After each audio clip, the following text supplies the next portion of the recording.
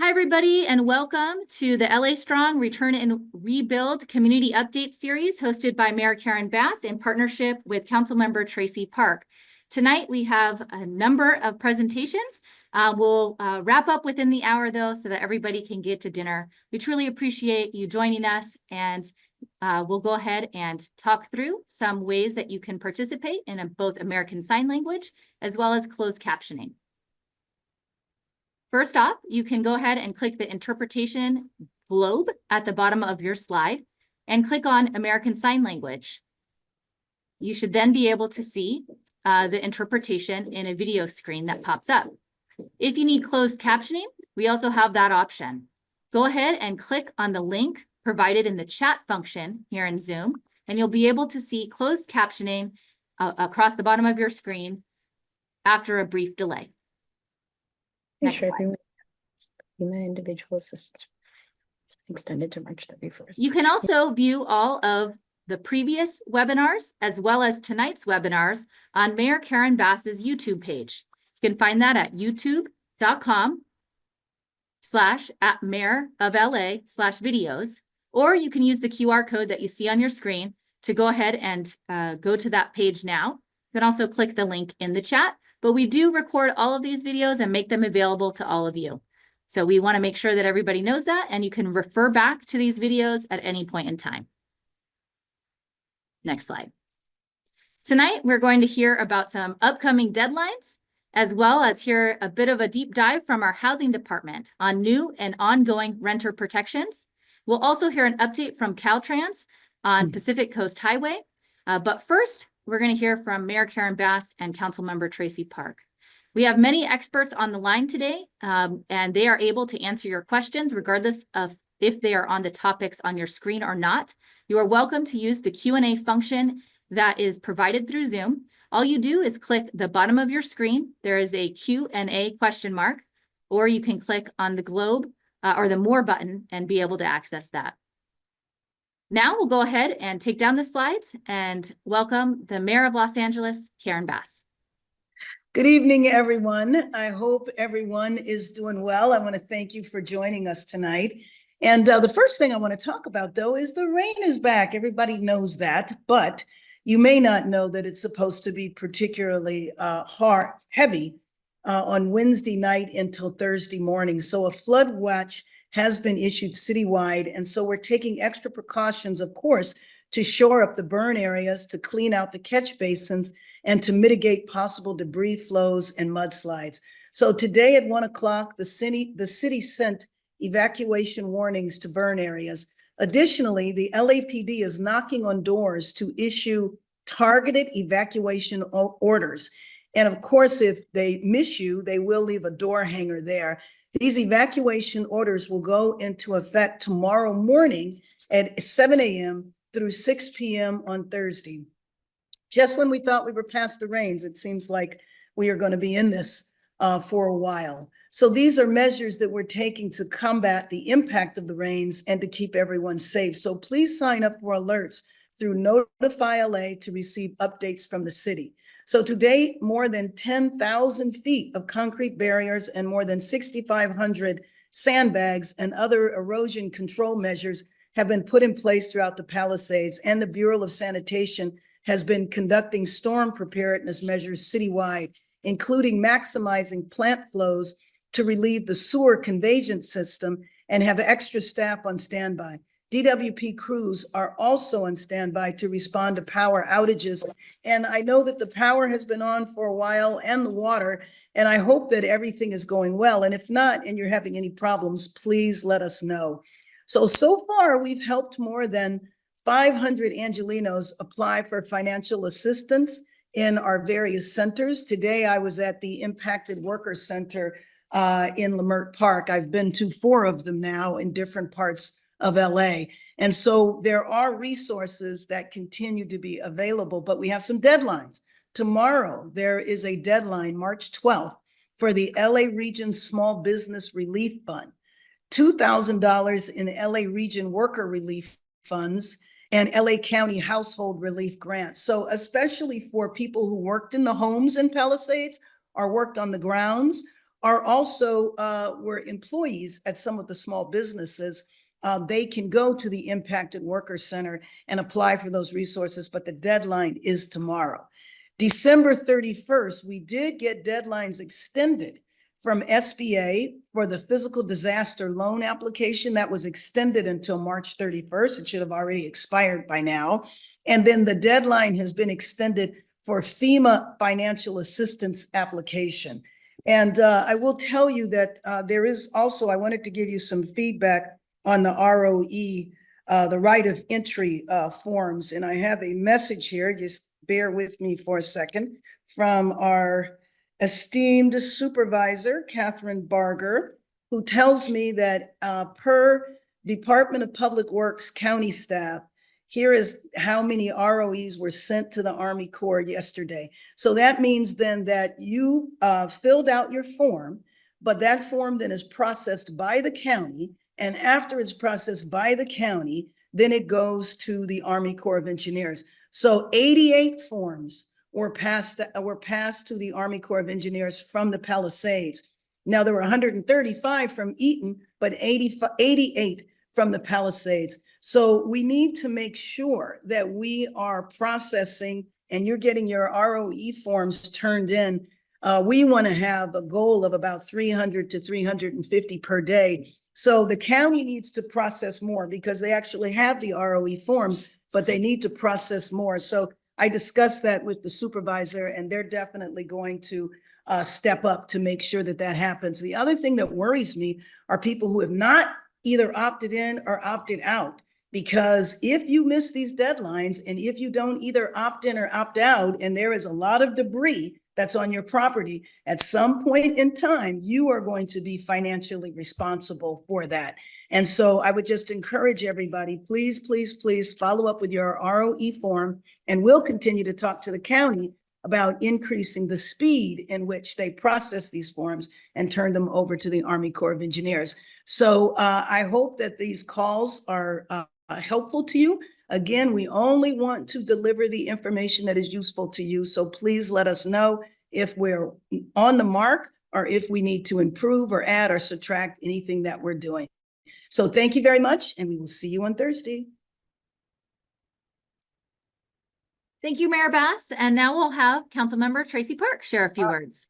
Thank you so much, Jenny, and thank you, Madam Mayor. Thank you, everyone, for joining us again. Yeah, we've got weather on the way. I actually just spent the afternoon up in the Palisades. Great to see all the work that the crews have done to get us through this storm. Looking really good there. Also, just wanted to acknowledge that I've heard from a lot of folks over the last 2 weeks concerns about traffic and access on PCH. I know we're going to hear an update on that tonight, so I'm looking forward to hearing it as well. But we wanted to go out there and just kind of get a look at things on the ground and see the situation. So really, really looking forward to that update. Also, just wanted to let everybody know that we had lunch at the Garden Cafe, which is fully reopened now and serving the Palisades community. So if you haven't had a chance yet to stop in and see our friends at the Garden Cafe, I know they're looking forward to seeing you all. That's all I got. Looking forward to the updates. Thank you, Madam Mayor.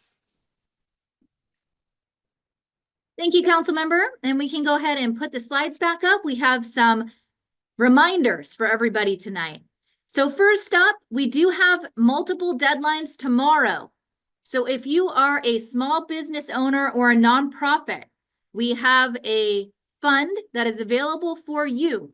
Of course, this is for small businesses that have been impacted by the fire or nonprofits. You are welcome to apply for our LA Region Small Business Relief Fund, but you have to do so by tomorrow at 5 p.m. That's Wednesday, March 12th at 5 p.m. We also have the LA Region Impacted Worker Relief Fund. So if you are anyone that has been employed in the Palisades, impacted by the fire, no longer able to access the normal income, whether it be at a retail establishment or a residence, any type of income that you may have lost, you are welcome to apply for up to $2,000 in relief, and you must apply by tomorrow. This is open and available for all workers, and you are able to apply in person at our 4 impacted worker centers or online. So please do apply by tomorrow. Again, the deadline is tomorrow at 5 p.m. Similarly, there is a LA County Household Relief Grant up to $18,000. This is designed to support you if you have not been able through insurance to meet all your needs. You haven't been able to get your FEMA funding or individual assistance yet.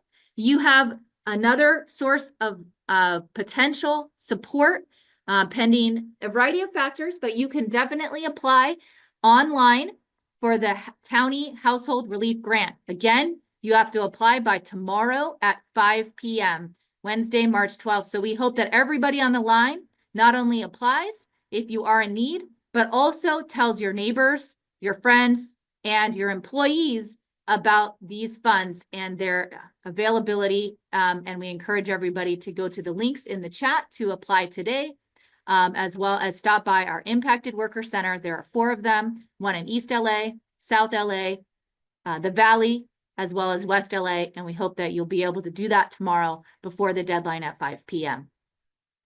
We'll go ahead and go to the next slide. Great news. We have an extended deadline by FEMA and SBA. I'd like to invite Roxanne from FEMA to go ahead and present, followed by Yvette from the Small Business Administration to talk about the upcoming deadlines from these federal agencies. Roxanne? Good evening. This is Roxanne with FEMA. As mentioned earlier by Mayor Bass, the FEMA individual assistance registration deadline has been extended to March 31st. And that means individuals whose homes experienced damage from the wildfires in January are still able to register for federal assistance if they've not done so yet. As the slide says, there's 2 grants available to survivors, maximum dollar amount of $43,600. Those are for other needs assistance and for housing assistance. It's important to note that rental assistance does not count towards that maximum grant dollar amount, and that rental assistance could go as long as 18 months as needed. If your home was damaged in the fires and you've not yet registered, you can do so by going online to disasterassistance.gov. You can go on the FEMA app, which actually has a lot of other information and can provide quick access to your application for status updates and for information on disaster recovery centers and other available resources. So it's a great app to have, even gives weather updates. You can also call the FEMA helpline at 800-621-3362. I'll make sure to get these posted in the chat as well. Or you can visit one of our disaster recovery centers. We also would like to encourage you to read any correspondence that you receive from FEMA carefully. Sometimes the letters are asking for documentation or information in order to continue the process. If you have questions about the correspondence you receive, you can always call that helpline, again, 800-621-3362, or you can visit one of the disaster recovery centers. Thank you. I'm going to actually pass it over to Yvette with SBA to talk about the SBA information. Thank you so much. So SBA has also extended the deadline for physical damage for this declaration to March 31st. So we mirror FEMA's extension. We want you to please take advantage of visiting the disaster recovery centers. In addition to the business recovery centers that are available, we are co-located with FEMA. It is a great opportunity to have all your questions answered and to see all of the assistance that's available to you. So SBA provides low interest rate loans to homeowners, renters, and businesses in the Los Angeles County who experience property damage because of the fire. We have the availability of you to apply on.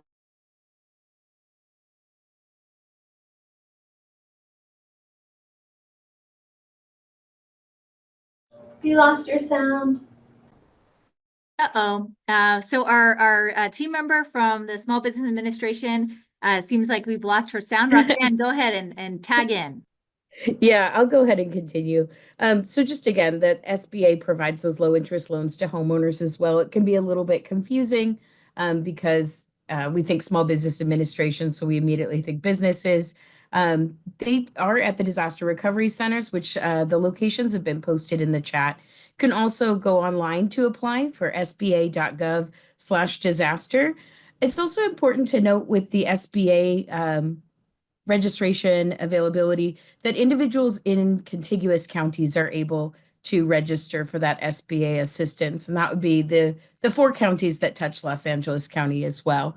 So you can call that customer service helpline at 800-659-2955. You can email disaster customer service at sba.gov. And of course, you can go to any of those business recovery centers. They're also located in the disaster recovery centers. Thank you. Excellent. Thank you so much.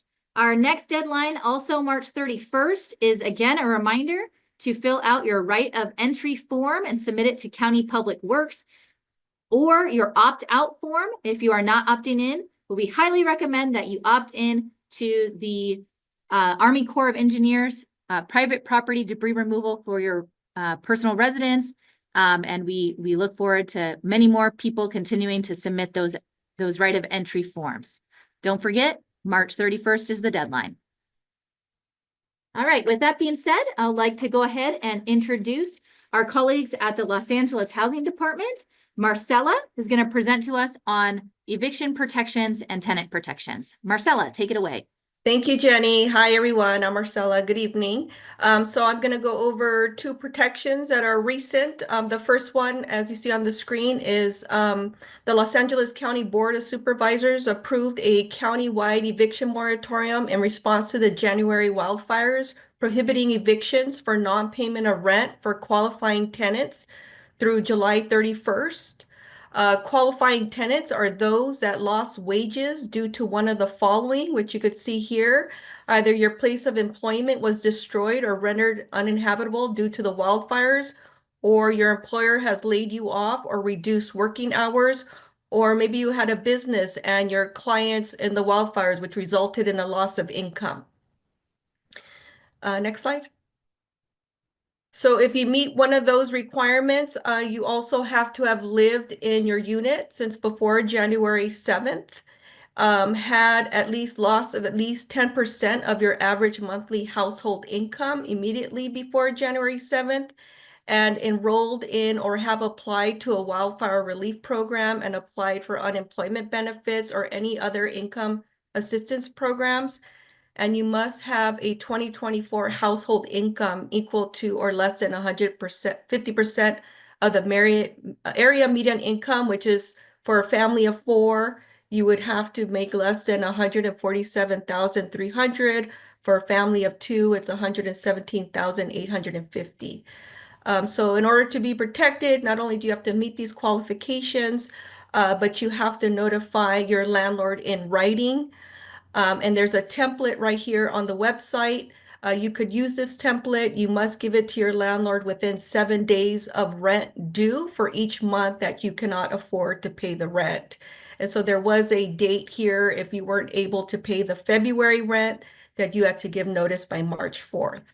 But any month moving forward, if you're unable to pay, you must give your landlord a self-certification letter within 7 days of the rent being due. And again, this doesn't mean that you waive the rent, or it doesn't mean that you don't have to pay it. It's all any rent that is not paid is due to the landlord on or before July 31st of next year. Next slide. And then this one, on February 24th, the City Council approved eviction protection for those that have unauthorized persons or pets that were displaced due to the recent fires. In order to be protected from eviction for this reason, a tenant must notify their landlord in writing by March 25th of this month. And the notice must contain these elements, which we have a template letter that has all the elements there, and you just have to fill it in. So the elements it must have, you must indicate the full names and date of birth of the displaced persons living with you. Or if it's a pet, the type of pet and physical description of the pet, the displaced person's or pet's property address and their names and the reason and proof of the displaced person's pets that have been displaced, such as due to an evacuation order or maybe the property was destroyed. And again, you could find a copy of the template letter in multiple languages on our website, which is listed here. And properties that are subject to the city's rent stabilization ordinance. If it was an ordinary additional tenant added to the tenancy, a landlord could increase the rent 10% per additional tenant. However, due to this ordinance, a landlord cannot increase the rent 10% for additional persons. If you have any questions related to this or any renter protections in the city of LA, you could call us, and I'll make sure to put our phone number and website in the chat. Phone number is 866-557-7368. Thank you. Thank you so much, Marcella. We will have some question and answer time to answer some questions regarding those new tenant protections, but really appreciate you providing those updates. We also have a big update around the PCH. So let's go ahead and hear from Lauren Wonder of Caltrans. Thank you, Jenny. Hello, Mayor, and hello, Council Member. Just want to give everybody an update about the storms. Caltrans, in consultation with the Los Angeles County Department of Public Works, local agencies, and law enforcement, will be closing a segment of Pacific Coast Highway to residents and businesses in the burn scar areas due to the safety concerns from the incoming storm beginning Wednesday, March 12th. That's tomorrow at noon. Only emergency vehicles will be allowed through the closure. Residents with homes in the burn scar area should consider alternate routes in the afternoon or consider teleworking if possible. The forecasted thunderstorms and rain of up to an inch per hour could result in heavy downpours that can cause debris basins to overflow, especially on Wednesday evening. Caltrans and its partners will reassess the situation on Thursday to determine if the highway may reopen to those with passes by Friday, if not earlier. This is dependent on the extent of the storm and resulting impact of any debris flows. Obviously, if there is mud on the road and we are able to open the road, we do want you to abide by that 25-mile-an-hour speed limit for everyone's safety, because there could be still some slippery mud on the road. Thank you.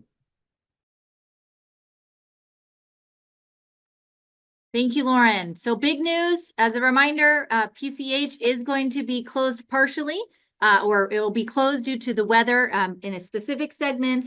So please take note and take alternate routes into the Palisades if you need to. So Lauren, we may have some questions on that in just a little bit, and we'll bring you back on.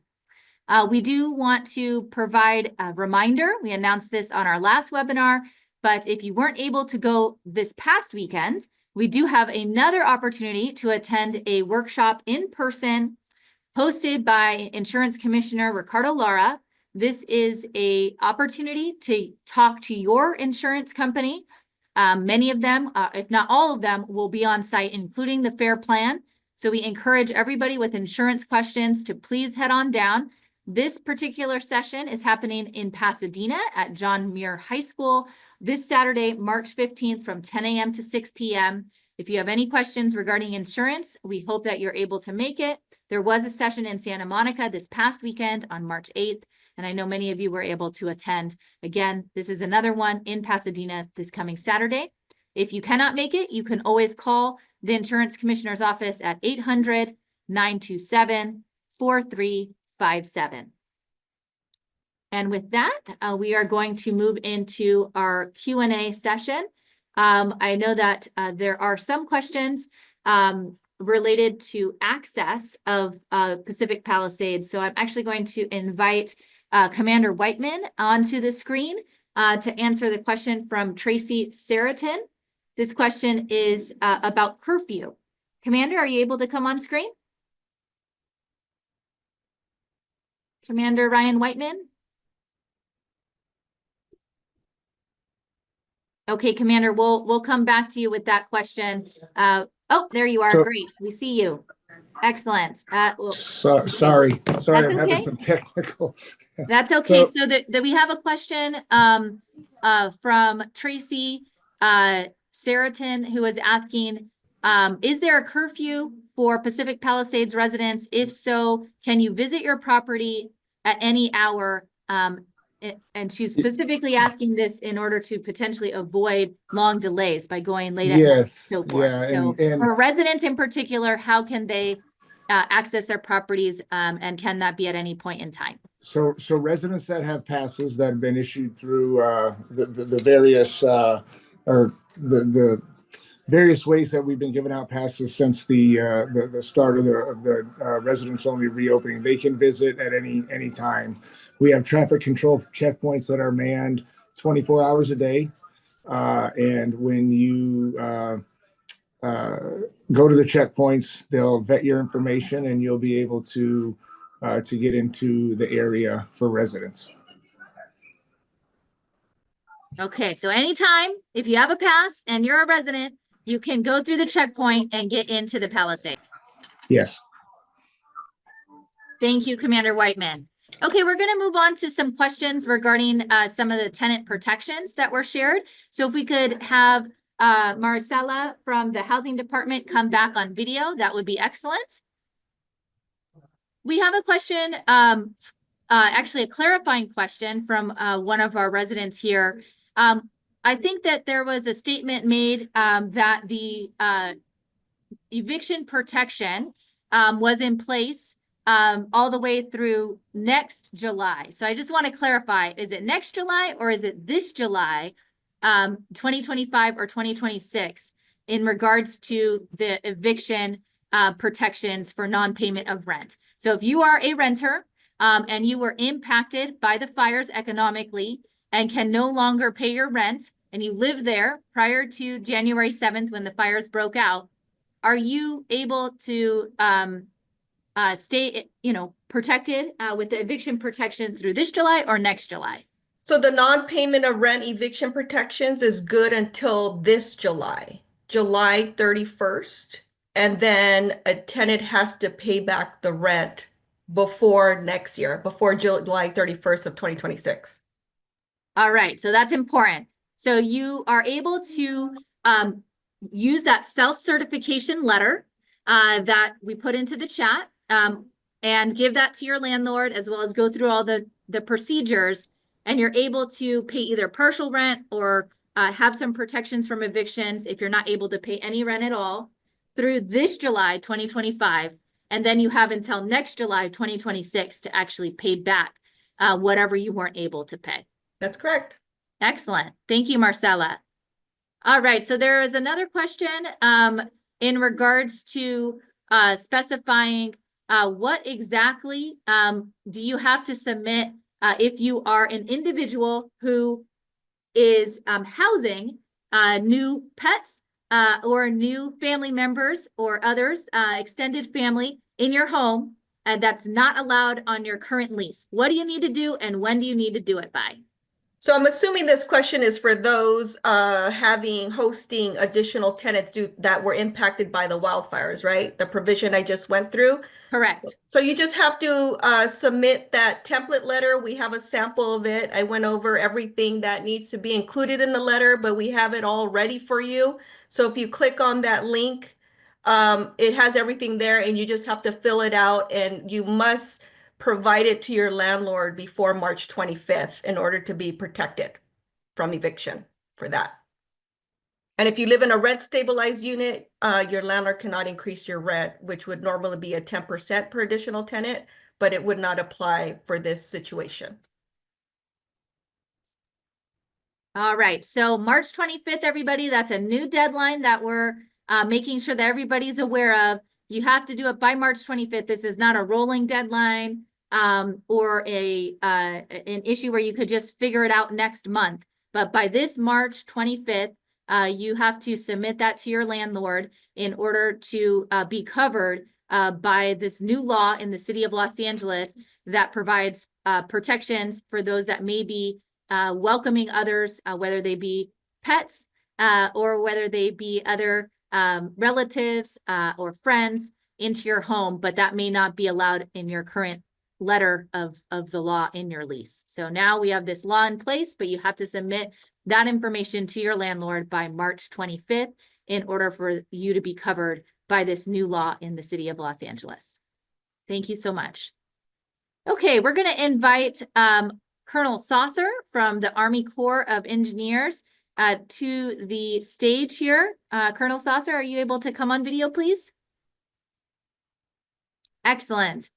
So as usual, we do have some questions for you in regards to debris cleanup and private property debris removal. We have a question from Terry Solochek. Terry is asking, what recourse is available for those that live in Palisades Bowl? Terry is stating that stage 1 cleanup has not been done. And what does that mean in terms of deferred to phase 2? When and how will that household hazardous material be cleaned up? Colonel Saucer. Yeah, so I appreciate the question. Thank you very much. We recently, from the United States Army Corps of Engineers, received that mission for household hazardous material cleanup for the Palisades Bowl. I know exactly that site. There was an access issue there previously where the EPA was unable to access that site. We have recently received that mission, and I'm working with the team now to see when we can get our crews in there to do the HHM, which is a household hazardous material. It'll be very soon. I can't give you a day yet.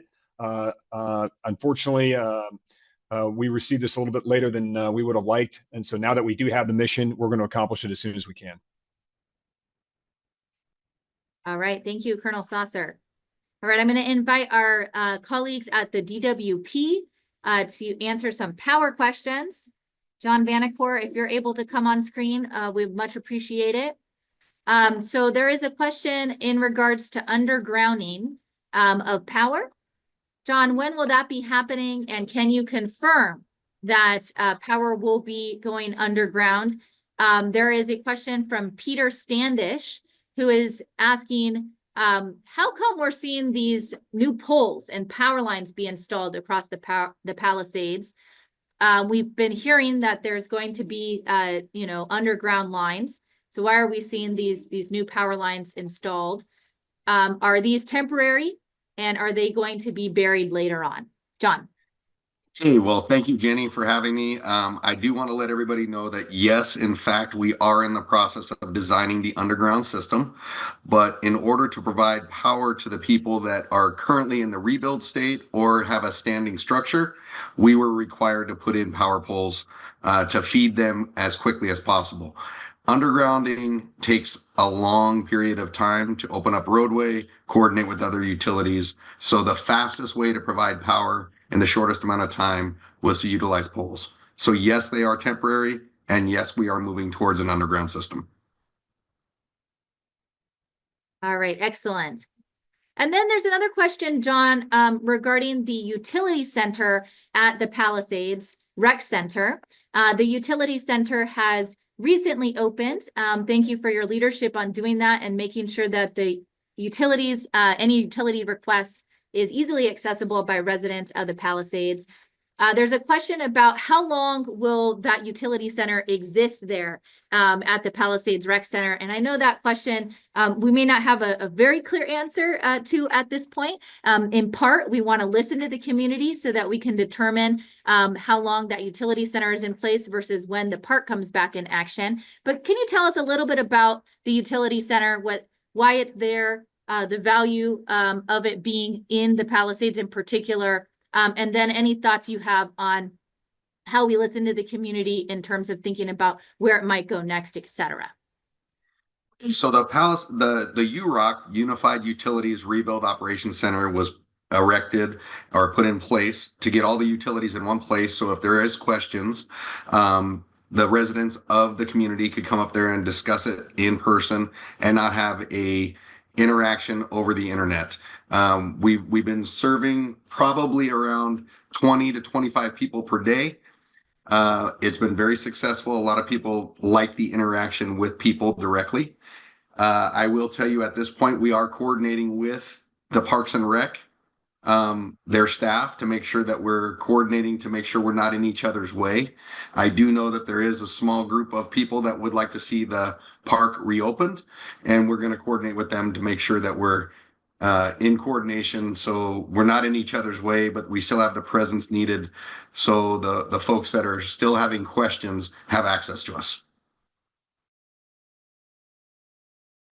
Excellent. Thank you very much. Okay, we're going to invite our Caltrans colleagues onto the line. Lauren, we have a question from Catherine McCrowan. Catherine is asking, when is the anticipated reopening of PCH going to happen for all vehicles? She has heard perhaps the end of March. Is that accurate?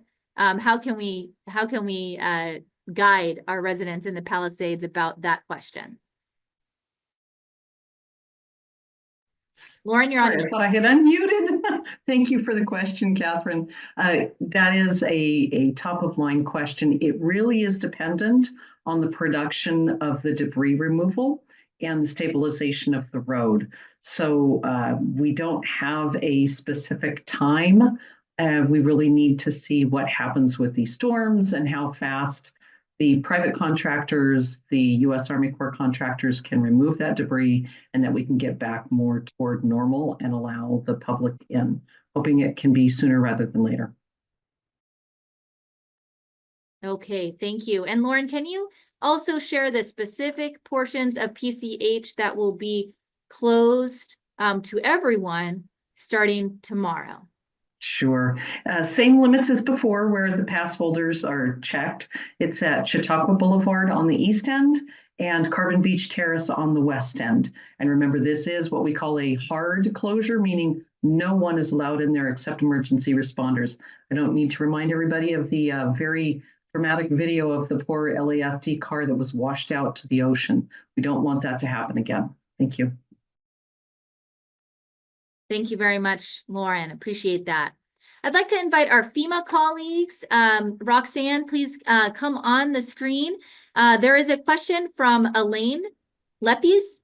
Elaine is asking, is the FEMA income assistance income dependent? No, thank you for that question. I appreciate that. And I think it's a good one to highlight for everyone. That FEMA assistance is not income dependent, but FEMA will not duplicate funding or duplicate assistance, which is one of the reasons that we remind people regularly if they were insured to file with their insurance first, because you will need to receive that FEMA or the insurance settlement in order to receive additional FEMA grant funding. That's not inclusive of some of that rental assistance and other things that can help people in that immediate term. But to answer the original question, no, it's not income dependent. Okay, thank you. And there's another question. In some of the FEMA materials, there's this broad category called other needs assistance. That is not specific whatsoever. What other needs are included in that broad provision? Thank you. That's another great question. It's intentionally left kind of broad because it incorporates so many different types of things. That could be things like dental. Say someone lost their dentures, right? They evacuated and they were lost. Could be medical equipment or durable medical equipment related for individuals with disabilities, people with access and functional needs. That other needs assistance could also include funeral assistance or medical if there were injuries during that evacuation or during the fire process. So there's a number of different things that might be included. And everything that gets included in your FEMA registration, it's important just to list those items and those things.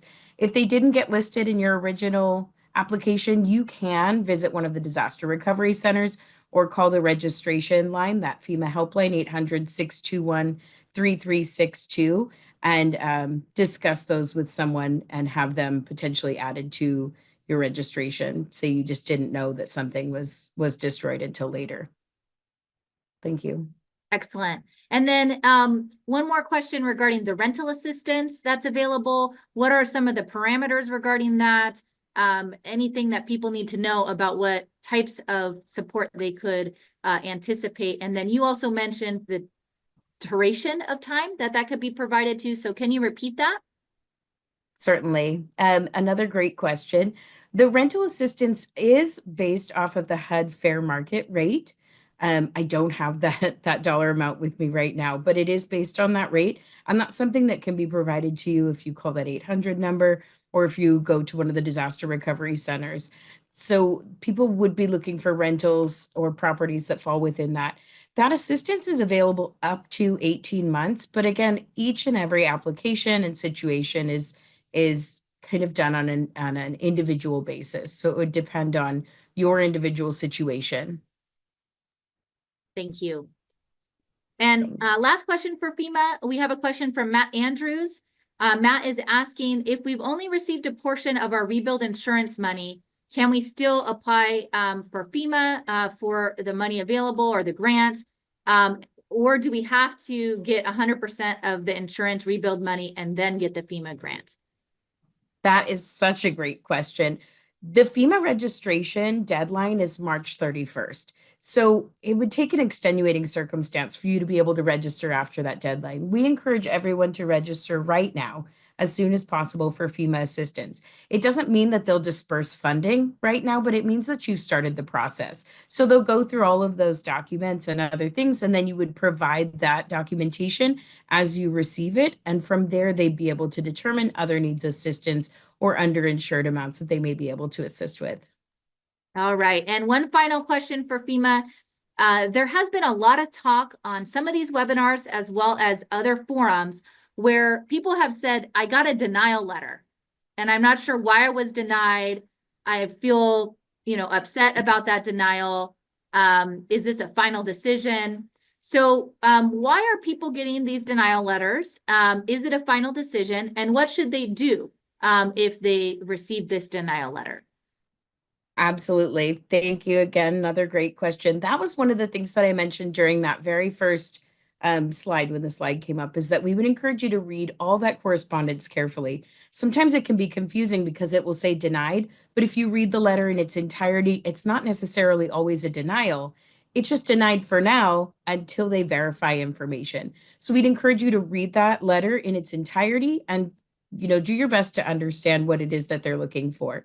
You can take that letter if it seems confusing or you feel like you've been actually denied and that you haven't received funding that you believe you should be eligible for. You can call the 800 line, or you can go into one of the disaster recovery centers and sit down with someone to look at that letter and make sure that it is actually a denial.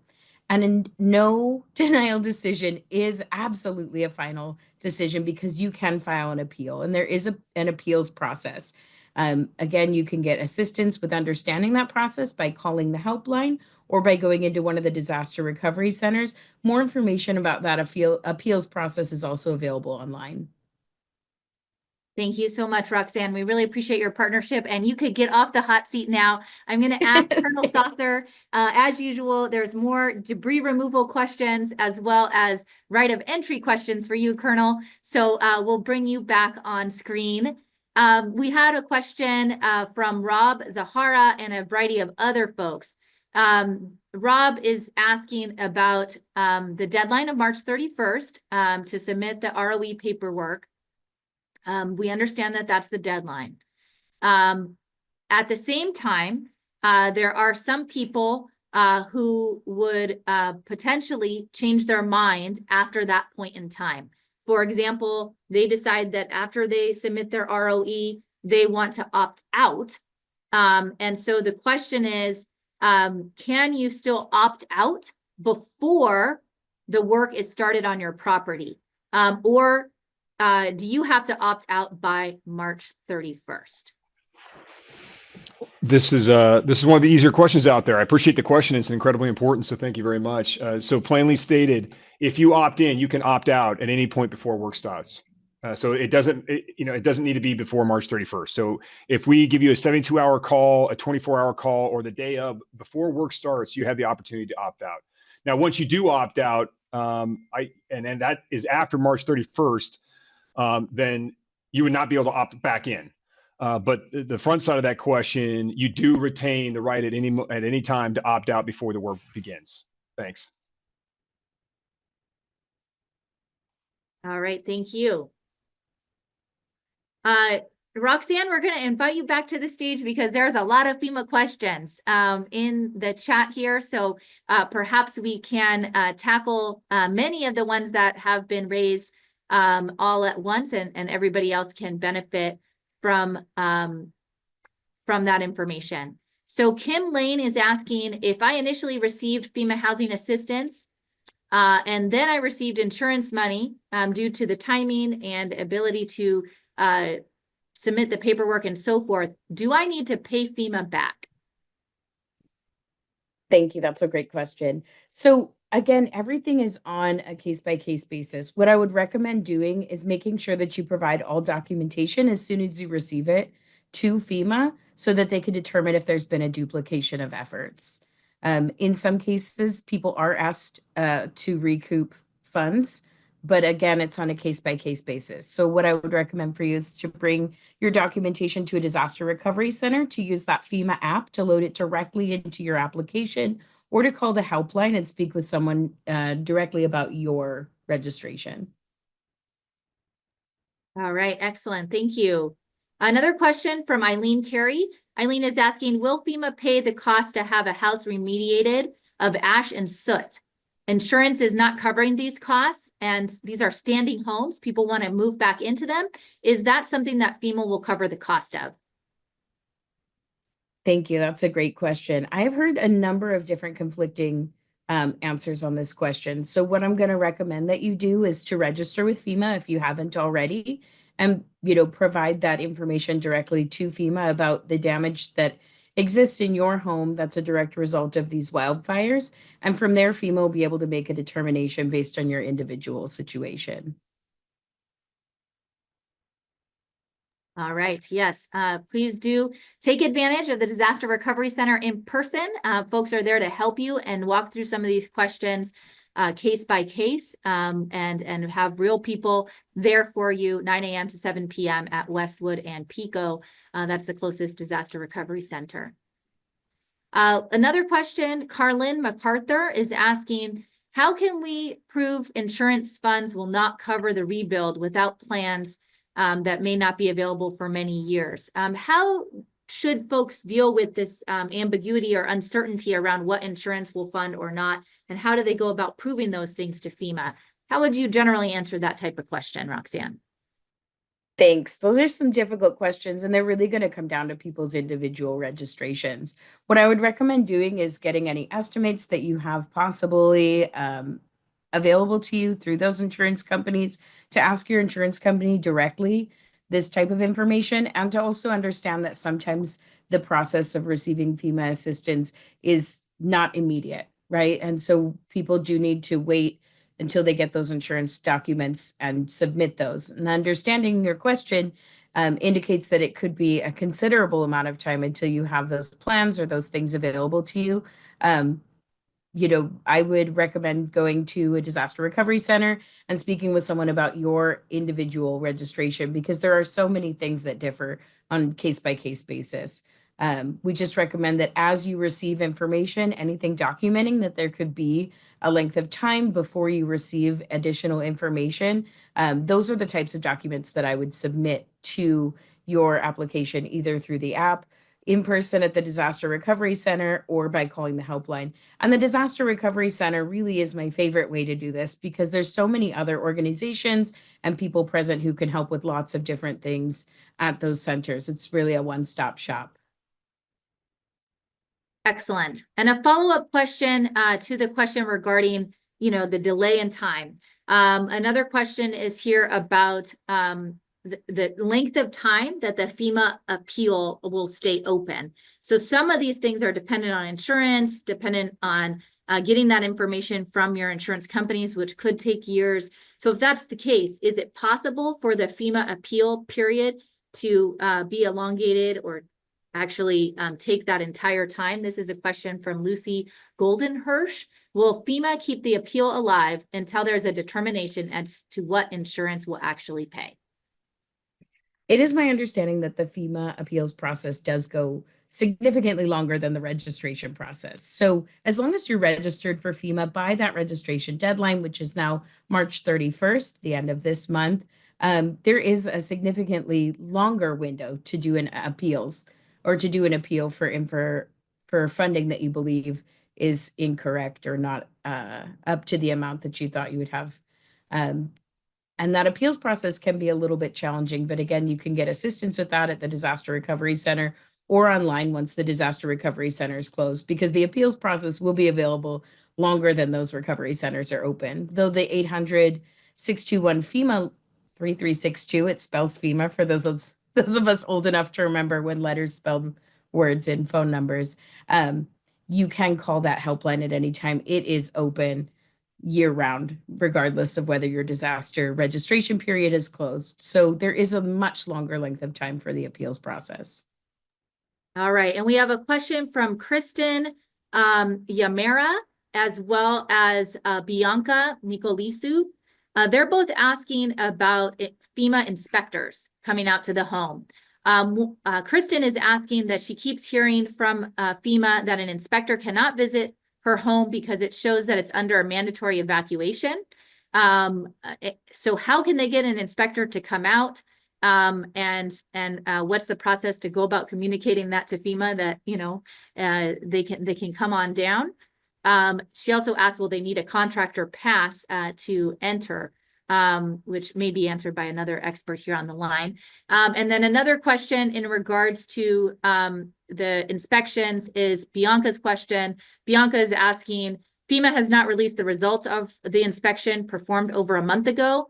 When can we expect updates on our application? Again, this is related to inspectors coming out to a home.